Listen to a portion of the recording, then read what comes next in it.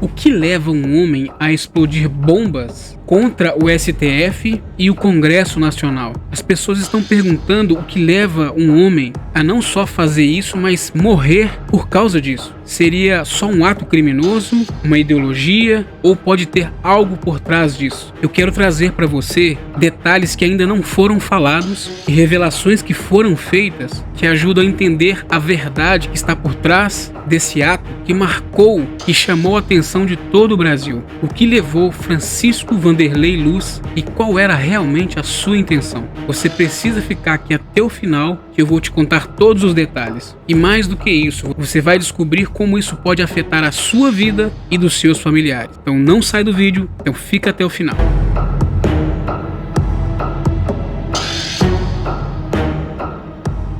Olá, eu sou Lucas Ribeiro, psicanalista e especialista da mente e do desenvolvimento pessoal. E meu objetivo aqui é te ajudar a entender o porquê as pessoas fazem o que elas fazem e o que está por trás do comportamento delas. Então, se você quer melhorar os seus relacionamentos e aplicar tudo isso no seu desenvolvimento pessoal, fica aqui até o final. Francisco Vanderlei Luiz era conhecido como Tio França. Ele tinha 59 anos e era um chaveiro em Rio do Sul, cidade de 72 mil pessoas, na região do Alto Vale do Itajaí. Ele estava envolvido de alguma forma com a política e concorreu em 2020 pelo PL. E o que aconteceu foi que Francisco Vanderlei levava consigo explosivos que foram acendidos ali na esplanada entre o STF e a Praça dos Três Poderes. Mas antes disso, ele havia tentado entrar no prédio, que possivelmente era o seu plano inicial. E aí o que ele fez ali foi jogar um explosivo embaixo da marquise do edifício e aos seguranças verem ali, ele mostrou que tinha outros artefatos explosivos no corpo e que logo em seguida ele se deitou no chão e acionou um segundo explosivo que estava preso à sua nuca. Até aqui nós já vemos que Francisco Vanderlei tinha uma intenção bem específica em mente. E agora vamos fazer uma análise por outro ângulo para você entender o que realmente aconteceu. E o meu objetivo é te ajudar a entender esse assunto. Só que antes eu preciso de um favor seu. Tá vendo esse botão aqui embaixo escrito inscrever? Clica nele, por gentileza. Isso, só dá um toque. Isso, pronto. Agora vamos continuar. Um detalhe importante sobre esse caso é que quando o segurança se aproximou dele, Francisco Vanderlei abriu a sua camisa e o segurança viu alguma coisa parecida como um relógio digital e ele pensou que fosse uma bomba. E nessa hora então é que Francisco Vanderlei acende o outro explosivo que acabaria sendo fatal para ele. Agora, será que esse ato de Francisco Vanderlei foi somente um ato de violência? Qual era realmente a intenção que tinha na mente de Francisco Vanderlei? E eu quero te dizer que eu separei aqui 3 dicas que vão ser muito valiosas para você aplicar na sua vida e na vida dos seus familiares, porque situações como essa estão cada vez mais arriscadas de voltarem a acontecer. Então por isso você precisa estar atento a essas dicas. Eu vou deixar aqui até o final. Uma coisa que precisamos entender nesse caso é o fato de Francisco Vanderlei ser mais que um eleitor ou até um candidato à política. Ele era um ativista extremo. Sem querer aqui entrar nas brigas políticas, mas só analisando o lado comportamental deste homem e talvez o de muitas outras pessoas pelo Brasil e pelo mundo, precisamos aqui atentar ao fato comportamental desse caso. Os ativistas políticos não são novos na história. Muitas pessoas já sacrificaram as suas vidas por causas políticas que eles acreditavam. E muitos usaram seu próprio corpo como arma em países como o Japão, por exemplo, na Segunda Guerra Mundial, ou em conflitos no Oriente Médio.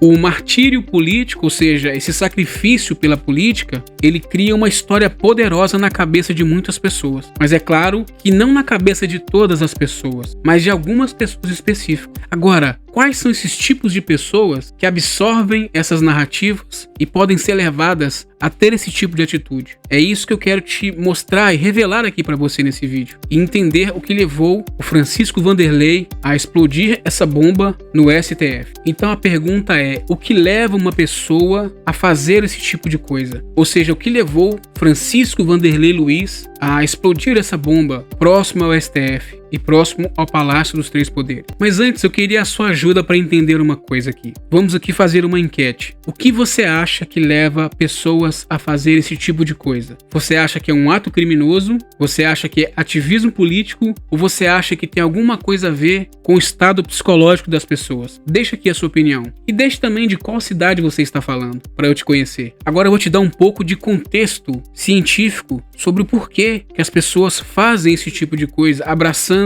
o ativismo político quase como uma ideologia. Esses indivíduos geralmente possuem uma combinação de traços psicológicos e psiquiátricos. Estudos científicos revelam que traços como impulsividade, rigidez cognitiva e, em alguns casos, até mesmo paranoias e tendências narcisistas podem estar envolvidos nesses casos. Além disso, a pressão do grupo e a busca por um senso de identidade tornam essas pessoas como Francisco Vanderlei mais vulneráveis e levam ao extremismo. Segundo um estudo publicado pela Associação Americana de Psicologia, pessoas com rigidez cognitiva e visão maniqueísta, ou seja, de nós contra eles, tendem a se radicalizar com mais facilidade, principalmente quando são expostas a influências externas e das redes sociais que acabam reforçando, sabe o quê? As crenças das pessoas. Ou seja, quando há essa combinação de fatores de uma tendência psicológica e a potencialização das redes sociais e de um volume muito grande de discussões e brigas ao entorno disso, acaba levando a pessoas a fazer isso. Agora, eu tenho um desafio aqui para você rapidinho, para você apertar aqui esta mãozinha que está aqui embaixo, esse joinha, e veja agora se muda aqui o número. Bom, se mudou, significa que você está me ajudando a levar essa mensagem para mais pessoas. Então, muito obrigado.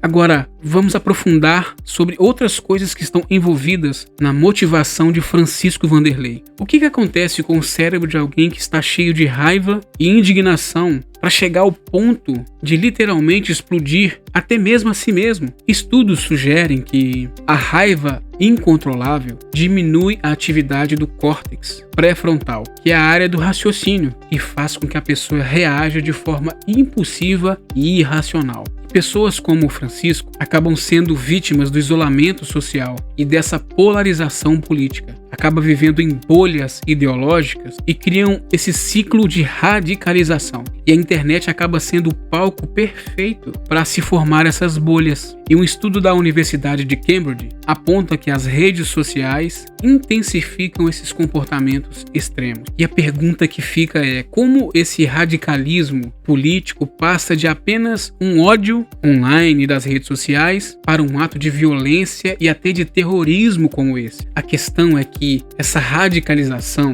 afeta muitas outras pessoas no Brasil e no mundo e acaba deixando impacto na sociedade. E até o Brasil, que era um país que nunca tinha visto um atentado desse tipo, acaba presenciando algo assim devido à radicalização. O que Francisco Vanderlei Luiz fez em frente ao STF não foi só um ato isolado, ele é parte de um problema maior. Esse tipo de explosão, até de maneira figurativa, acaba gerando medo, insegurança e pode intensificar ainda mais essa polarização. Afinal, quando que a violência se torna uma forma de expressão política? Isso não é fazer política. O que nós vemos aqui no caso do atentado e da morte desse senhor Francisco Vanderlei Luiz se configura, claro, crime. Ele cometeu um crime, um atentado político, mas acima de tudo revela como a mente do ser humano pode ser facilmente influenciada por brigas ideológicas, políticas, que acabam arrebatando a mente daquelas pessoas mais fracas. Portanto, além de ser um ato criminoso, nós vemos que pessoas como essa têm vulnerabilidades psíquicas e psiquiátricas. Por isso eu quero deixar aqui 3 dicas poderosas para você identificar não só na sua vida, mas de pessoas próximas a você. Infelizmente, nós não sabemos as pessoas que estão sujeitas a cometer esse tipo de atrocidade, mas essas dicas vão te ajudar a identificar e estar preparado para ajudar pessoas assim. Mas antes, eu quero te pedir, se você ainda não se inscreveu, toca aqui no botão inscrever para você receber outras análises como essa. Toca aqui também no botão curtir, assim você ajuda o canal a chegar a mais pessoas. Então vamos às dicas poderosas. A dica número 1 é desenvolver a inteligência emocional. Saber lidar com a raiva e a frustração é essencial. Em vez de se deixar consumir pela indignação, pratique autocontrole emocional. Estudos de Harvard mostram que as pessoas emocionalmente inteligentes são mais resilientes e menos suscetíveis ao extremismo. A dica número 2 é escapar das bolhas. Questione as suas fontes de informação e busque interações fora do seu grupo ideológico. A radicalização acontece, sabe quando? Quando você ouve somente as mesmas vozes narrativas. Um estudo da Universidade de Stanford revela que pessoas que buscam informações variadas mantêm opiniões mais equilibradas e menos polarizadas. A dica número 3 é para se cultivar o debate respeitoso. Debater é diferente de brigar. Ao discutir com respeito, você abre a sua mente e melhora a comunicação. Um debate produtivo ajuda a diminuir a hostilidade e promove, sabe o quê? A compreensão. Eu queria que você comentasse aqui embaixo também. Qual que é a coisa mais maluca que você já viu um extremista político fazer? Comenta aqui embaixo. Se é ficar brigado da família, se é discutir, se é brigar. Comenta aqui embaixo. Bom, muito obrigado por ter ficado até aqui. Se inscreva aqui no canal, curta aqui o vídeo, envie esse vídeo para alguém. Clica aqui no botão compartilhar e envie para alguém, porque muitas pessoas estão sujeitas a cometer atos como esse. E talvez esse vídeo pode salvar a vida de pessoas. Muito obrigado e até a próxima.